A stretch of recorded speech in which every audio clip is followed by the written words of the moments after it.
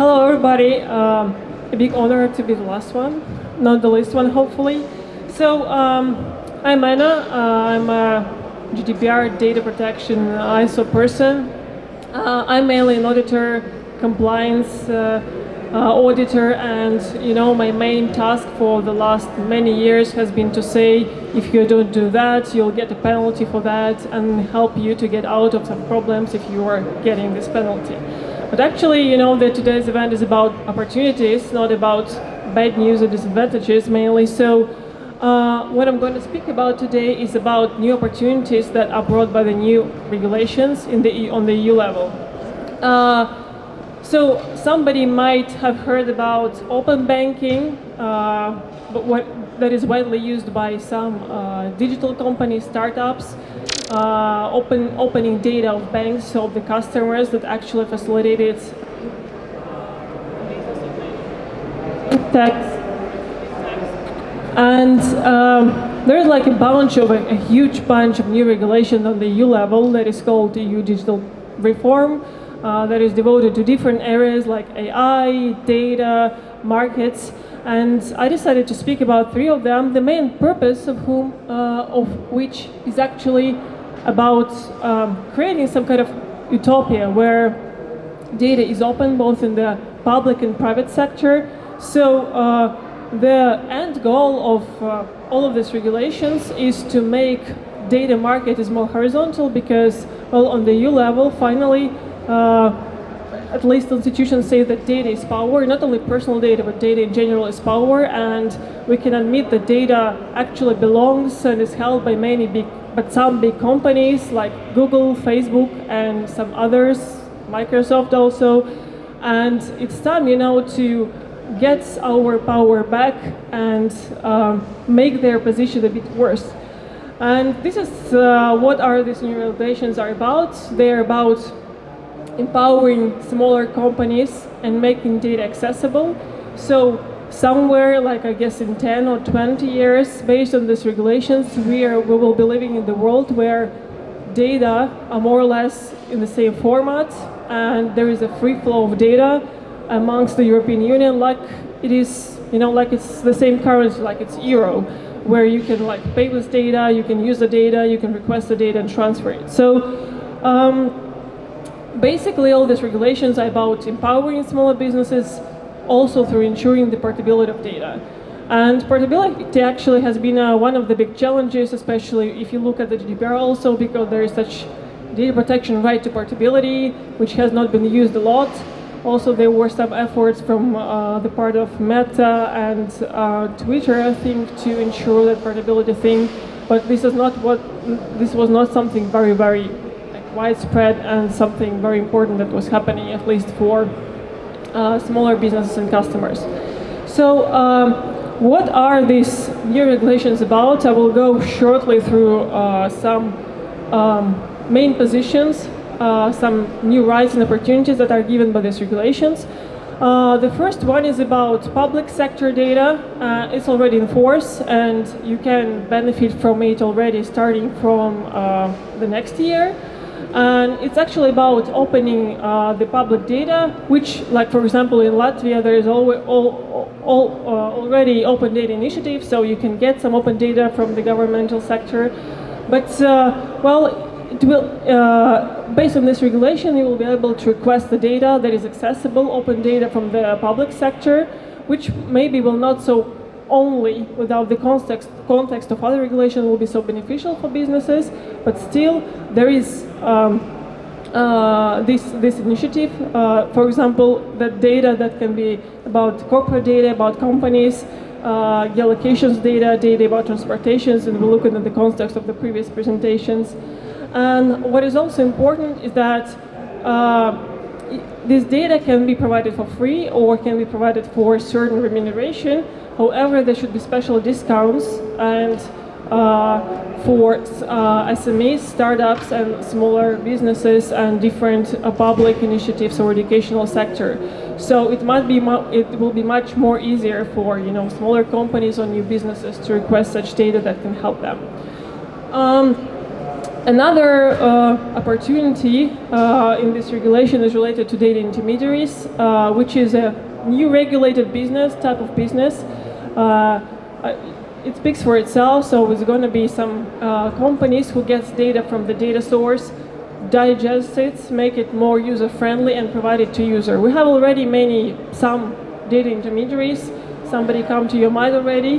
The difference is that they will be special regulated by authorities, and that this business is going to be more transparent and will be, will have the right to request the data in the name of their users. Another piece of regulation that is still discussed by the European Union, because it's very hurtful for the big companies, is about opening data of private companies. So imagine you were like a private user of any app, I don't know, lifestyle app on your mobile phone, or you were a corporate user of any corporate application, CRM system, or Facebook or Google, or whatever, and then you'll be able to request the data about how you use this application, how you use this service, how you use this platform. And not only the data that was, directly collected from you, but also the inferred data, the data that, was used and digested and rethought, processed somehow, and made, collected, combined with other data that is related to your business, use of the app. And this data should be, of course, provided, some kind of reusable format. So first of all, if you are like a direct user of this service, this will make much more information accessible to you. And if you are, planning to do a business based on the access to this information, you'll be able to do that, to combine information from different sources, like from the public and private sector. The only thing is not allowed is that it's not allowed to take a lot of take a data out of these platforms, B2C or B2B platforms, and then build the same product that will compete to this same platform. So there is a competition limitation. Of course, there is always a question: what is this competition? What is the border between the competition and the same copy-paste business and not the same copy-paste business? And portability is a technical thing that will actually allow all this request of data and transferring of data, because there will be hopefully no lockdowns. In terms of locking users within one service, because in terms of technical accessibility of data, legal terms, and also prices. So there are special provisions that will let you, for example, to switch different services providers and move data between them, which is also easier because, for example, for some business it will be easier to get their client,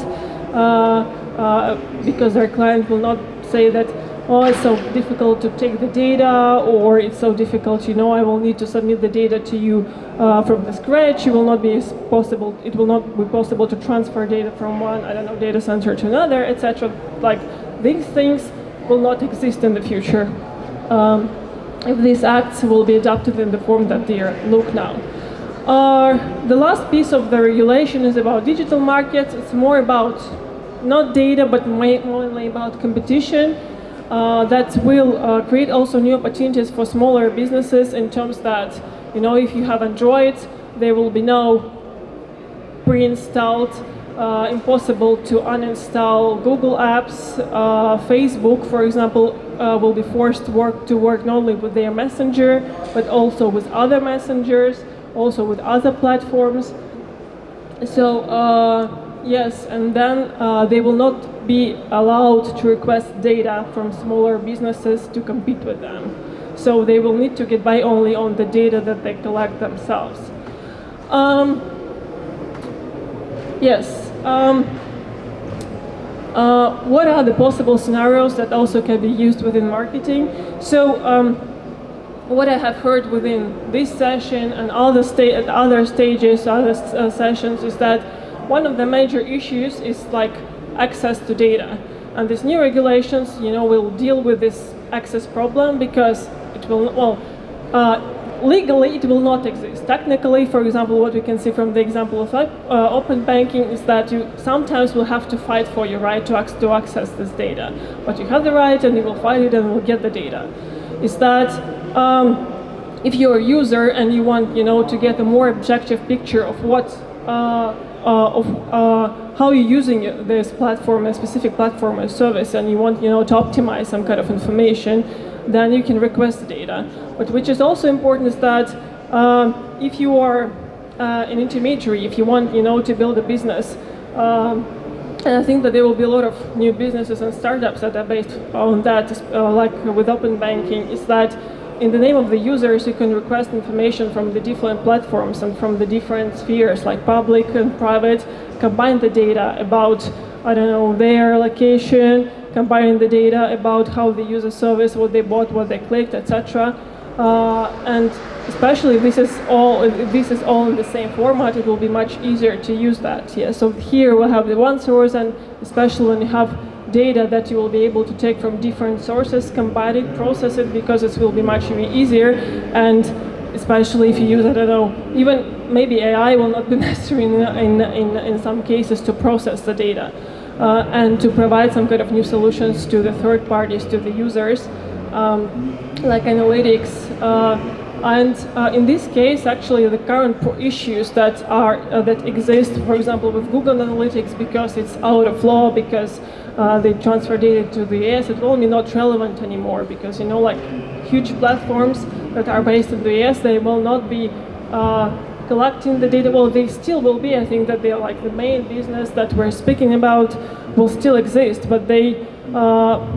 It will be much easier to find some competitor who will be, for example, based in Europe, can take data from Google, from the US, and leave it and stay with this data in Europe, collect from different sources, and provide the same level or similar level of data that will help businesses to grow and get their customers.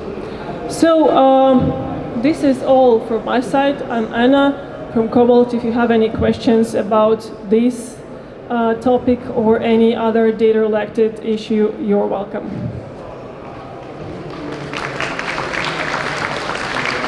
Thank you, Anna. Do we have any hands raised from the audience? No? So thank you very Running much. home. Yeah. Actually, last year, by this time, there were only like 7 people left in the audience. So you are the best. Thank you.